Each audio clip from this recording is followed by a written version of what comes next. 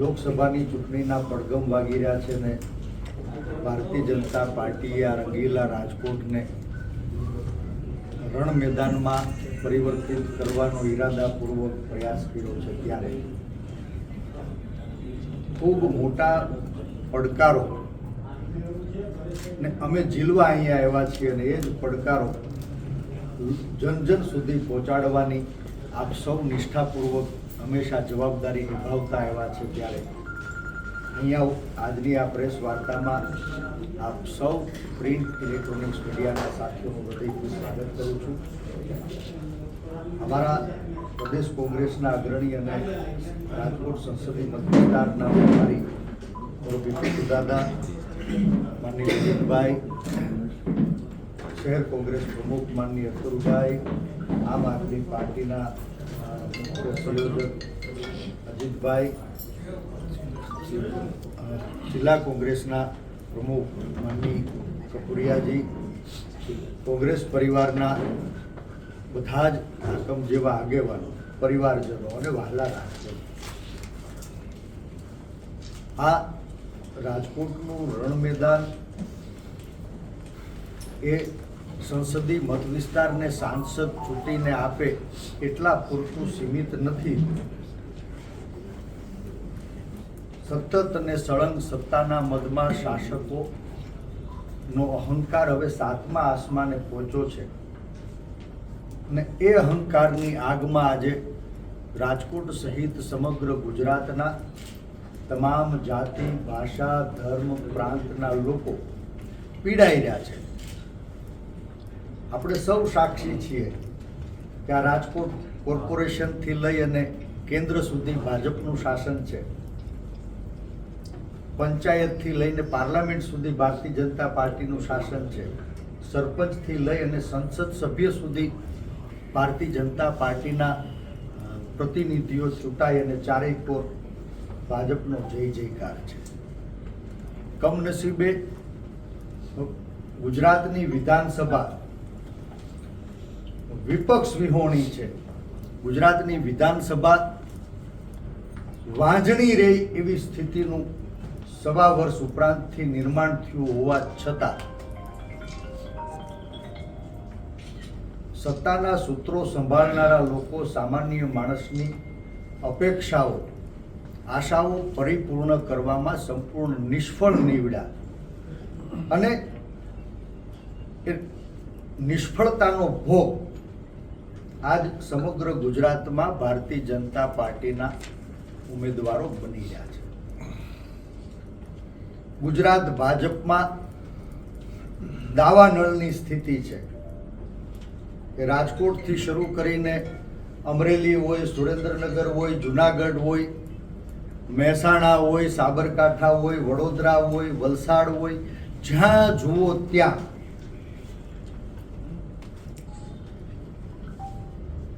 ભૂતકાળમાં વિપક્ષમાંથી વટલાવેલા લોકોની બોલબાલા છે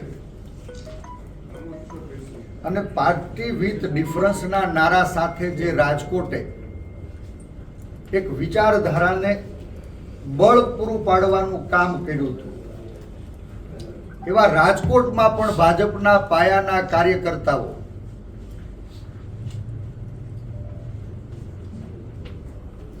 કમલમની કાર્યાલયે ખુરશી સાફ કરવાનું કામ કરે. સંસદમાં લગભગ અડધાથી ઉપરાંત કોંગ્રેસ અને વિપક્ષ ગોત્રના લોકો કમલમની કાર્યાલયે ભાજપના કાર્યકર્તાઓએ ગાભા મારીને સાફ કરેલી ખુરશીમાં તાજ પહેરીને બેઠા હોય એવી સ્થિતિ પેદા થઈ છે. સત્તા ચૂંટાયેલા લોકો સત્તાનો સ્વસશક્તિકરણ માટે ગેરલાભ લઈ રહ્યા છે. સરકાર દ્વારા ઊભી કરાયેલી વિકટ પરિસ્થિતિ વચ્ચે આજ સમગ્ર ગુજરાતમાં મંદીની મોકાણ છે. નાના મધ્યમ વર્ગીય વેપાર ધંધા ભાંગીને ભૂકો થઈ ગયા છે. દુકાનોના શટર પડી રહ્યા છે, ફેક્ટરી કારખાના બંધ થઈ રહ્યા છે, લાખો રૂપિયા ખર્ચીને ભણેલો ગણેલો મારો ગુજરાતનો યુવાન એને નોકરી નથી મળતી, સરકારી પદો ઉપર ક્યાંય કરાર આધારિત કર્મચારીઓ, ક્યાંય ફિક્સ પેના કર્મચારીઓ અને હવે તો આઉટસોર્સથી ભારતીય જનતા પાર્ટીના ચૂંટાયેલા પ્રતિનિધિઓ મામા માસી ફઈ ફુવાના પસંદગીના લોકોને સરકારી વહીવટમાં થોપી રહ્યા છે અને એનું પરિણામ આજે ગુજરાતનો ગરીબ, ખેડૂત, દલિત, પછાત, આદિવાસી, મધ્યમ વર્ગીય પરિવારો બની રહ્યા છે. આપણે સૌ સાક્ષી છીએ કે આજ મોંઘવારીએ માજા મૂકી છે. હું ખેડૂતનો દીકરો છું. ખેડૂતના દીકરાને પરસેવો પાડવો, ખેતી કરવી છે. ખેત ઉત્પાદન ખર્ચ સતત વધતો જાય છે. ખાતર, બિયારણ, દવા ઉપર કર, મોંઘી વીજળી, સિંચાઈના પાણીનો અભાવ અને વધતા જતા ઉત્પાદન ખર્ચ વચ્ચે ખેડૂતોની આવક સતત ઘટતી જાય છે. ખેડૂતોને ખેત ઉત્પાદનના પોષણક્ષમ ભાવ નથી મળતા અને બીજી તરફ ગૃહિણીઓને ઘરના રસોડે કરિયાણું સતત મોંઘું થતું જાય છે, ગંધિયાણું સતત મોંઘું થતું જાય છે.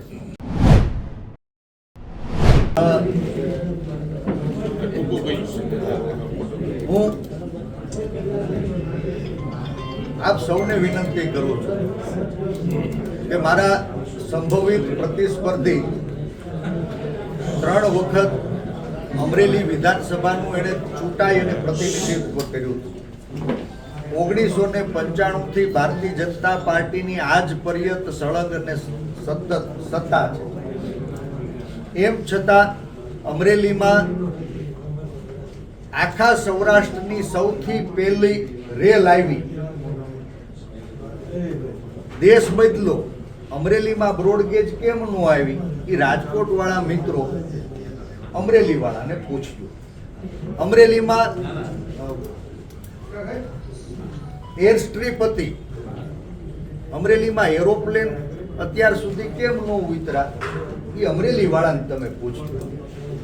અમરેલીમાં ઠેબી ડેમ બન્યો. આ ઠેબી ડેમને ઠેબે કોણે ચડાવ્યો એ તમે અમરેલી વાળાને પૂછો. અમરેલીમાં અમરેલીની શાન સમાન ટાવર હતો પણ ટાઈમે ડંકા નહોતા વાગતા એ અમરેલી વાળાને તમે પૂછો. અમરેલી વાળા તમે જ છો. હું તો અમરેલી વાળાને પૂછું, અમરેલીના જનજનને પૂછું કે ભારતીય જનતા પાર્ટીના સાંસદ હતા, ભારતીય જનતા પાર્ટીના ચૂંટાયેલા ધારાસભ્ય હતા, સરકારમાં તેઓ મહત્વની જવાબદારી પણ નિભાવતા હતા અને એમ છતાં એના ફળ અમરેલીને ચાખવા કેમ ન મળ્યા. હું તો રાજકોટ વાળાને વિનંતી કરું છું, બાપ અમે અમરેલી વાળા તો બધાય આ ભાજપને ઓળખીએ છીએ, તમે વહેલા ઓળખી જાજો. રખેને અખતરો કર્યો ને તો આ આજીમાં પાણી આવતું હતું ને, હવે એને વિકાસ વધુ કરવો છે એટલે આ પાણી બંધ કરાવશે, વધુ વિકાસ કરવો છે, બનેલા પુલને તોડાવશે. મારી બધાને વિનંતી છે કે વિકાસની કાલ્પનિક વાત કરનારા લોકોએ વિકાસની પરિભાષાને રોડ, રસ્તા, ગટર પૂરતી સીમિત કરી દીધી છે. વિકાસ એ સર્વાંગી વિકાસ હોવો જોઈએ. ત્યાં બાળકને વિનામૂલ્યે સારું શિક્ષણ મળે, મારા વડીલોને તંદુરસ્ત આરોગ્યની સુરક્ષા મળે, વિકાસ એ દરેક માણસને 2 ટાઈમ શુદ્ધ સાત્વિક ભોજન મળે. વિકાસની પરિભાષા એટલે માનસિક વિકાસ, સાંસ્કૃતિક વિકાસ.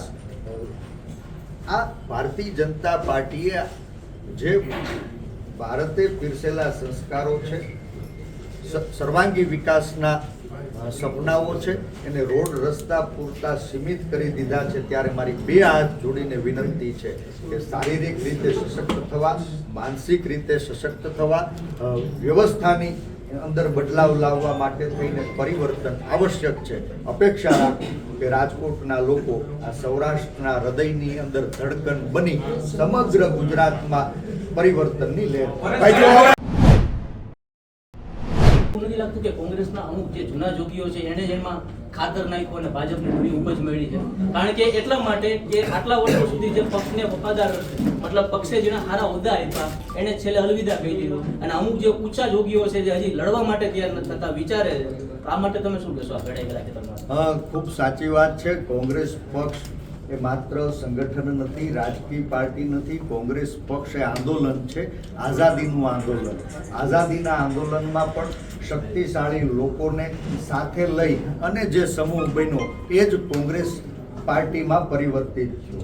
કોંગ્રેસ પક્ષમાં પક્ષ બન્યો ત્યારથી આજ પર્યંત સંપૂર્ણ આઝાદી છે.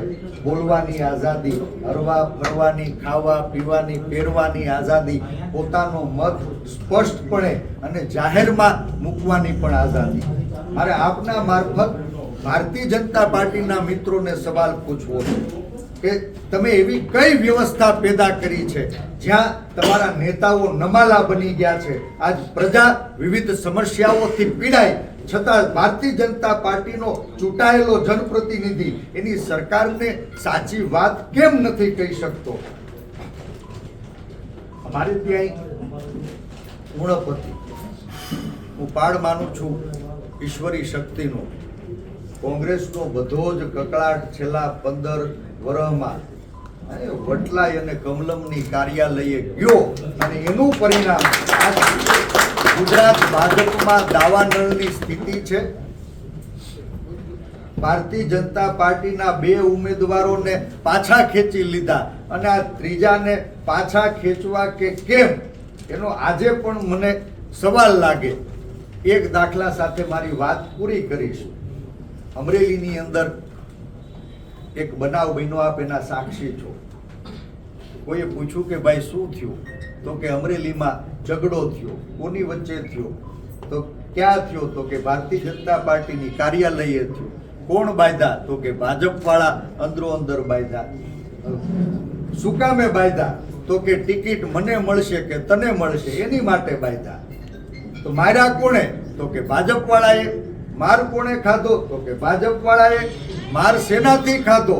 તો કે ભાજપના ઝંડાવાળા દંડાથી ખાધો. 15 જણાના અમરેલીમાં માથા ફાટી ગયા, દવા ચાલી ગયા.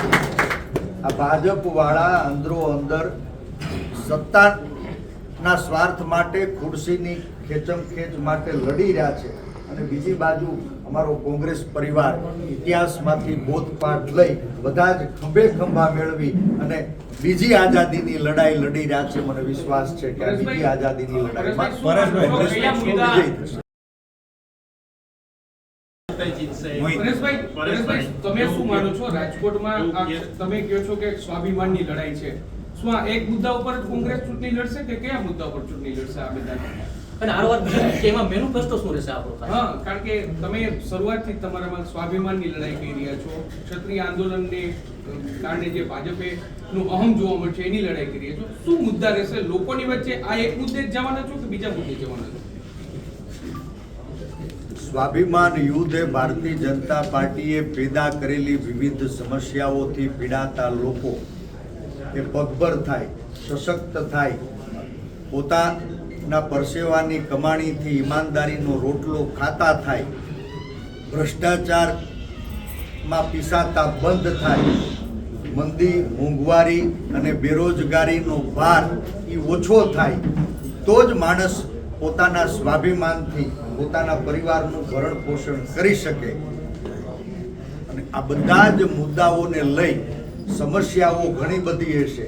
સમસ્યાથી પીડિત લોકો, વર્ગ અને વર્ણ અલગ અલગ હશે, પણ એ સમસ્યાઓ પેદા કરનારી એની ઝનક સત્તાની સ્વાર્થી વિચારધારા એ ભારતીય જનતા પાર્ટી છે. ત્યારે ભૂતકાળમાં અલગ અલગ લડ્યા, ભાજપે લડાવ્યા અને પરિણામે આજ ગાંધી અને સરદારનું ગુલામ એ કોઈ અવાજ ઉઠાવી શકતું નથી. અવાજ ઉઠાવે તો એને ડરાવવામાં આવે, ધમકાવવામાં આવે, પોલીસના દંડે પીટવામાં આવે, ખોટા પોલીસ કેસ કરવામાં આવે, ઈડી, સીબીઆઈ, ઇન્કમ ટેક્સ, જીએસટીની રેડો નખાવવામાં આવે અને રખે ને કોઈ એને તાબે ન થાય ને તો એને લલચાવાના, ફોસલાવાના અને પછી ન્યાયપાલિકાની અંદર પણ ન્યાયનું પલડું થરથર કાપે એવી પરિસ્થિતિ પેદા થઈ છે. ત્યારે આ લડાઈ એ સંવિધાનને બચાવવાની છે, સંવિધાનના અધિકારોની યાત્રાને આગળ ધપાવવાની છે.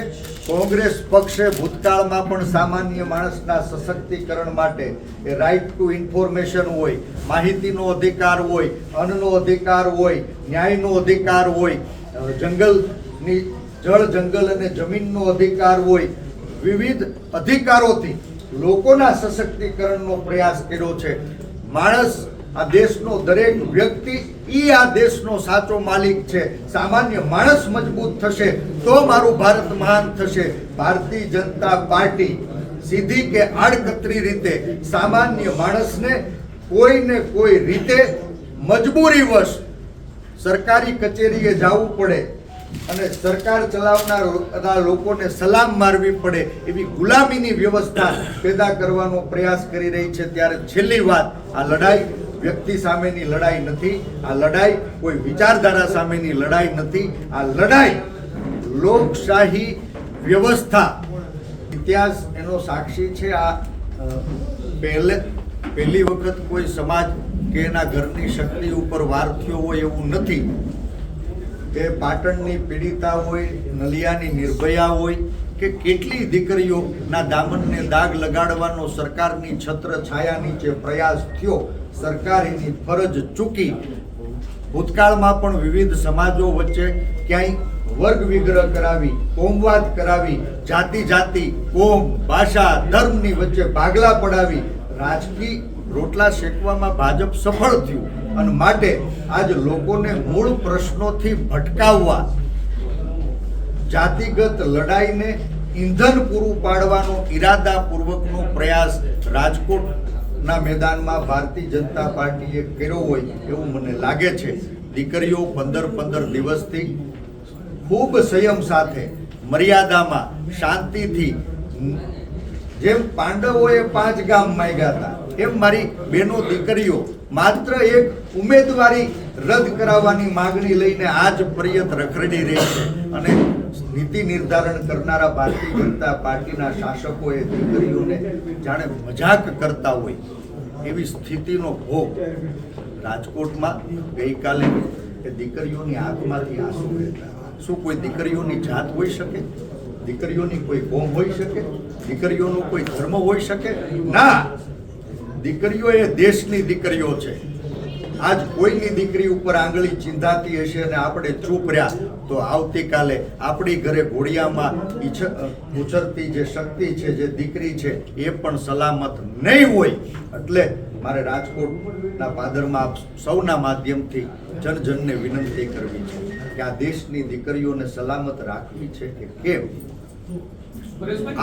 આ સવાલનો જવાબ સરકાર સતત અને સળંગ સત્તાના સૂત્રો સંભાળ્યા પછી સત્તાના મદમાં ભાન ભૂલેલા શાસકો લોકોને ધમકાવી રહ્યા છે. 15 વર્ષથી વિપક્ષને નહીં, સામાન્ય જનતાનો અવાજ ઉઠાવનારા લોકોને કમલમમાં ત્રાજવે તોડી રહ્યા છે. લોકોના મતનું અવમૂલ્યન કરવા માટે ઈરાદાપૂર્વકના કૃત્ય કરી રહ્યા છે.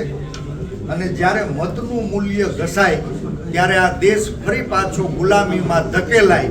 મને એવું લાગે છે કે આ વખત રાજકોટ, ગુજરાત અને દેશ એને આ અહંકારી શાસકોને જવાબ નહીં આપ્યો તો કદાચ આ છેલ્લી ચૂંટણી હશે. અને આ દેશમાં મતનો અધિકાર રોડપતિ હોય કે કરોડપતિ, ગરીબ હોય કે અમીર, કોઈ પણ જાતિ, ભાષા કે ધર્મ, એના મતનું મૂલ્ય સમાન છે. આ મતનું મૂલ્ય ઘસાશે તો લોકશાહી મરી પરવાર છે અને ફરી પાછા મારી અને તમારી પેઢી એને ગુલામીની જંજીરે જકડાવવું પડશે. માટે 2 હાથ જોડીને વિનંતી કરું છું કે આ કોઈને જીતાડવા માટેની કે હરાવવા માટેની લડાઈ નથી. બંધારણને બચાવવા, સંવિધાનિક અધિકારોને આગળ ધપાવવા માટે સૌ સમજી વિચારીને મતદાન કરજો. હૃદય ઉપર હાથ રાખી સમસ્યા પેદા કરનારા લોકો કોણ એ તમારા મનને સવાલ કરજો. અને તમને એમ લાગે કે સત્તામાં બેઠેલા લોકોએ આ 100 સમસ્યાઓને સળગાવી છે તો તમારા સ્વાભિમાનનું રક્ષણ કરવા હાથને સાથ દે. પરેશભાઈ,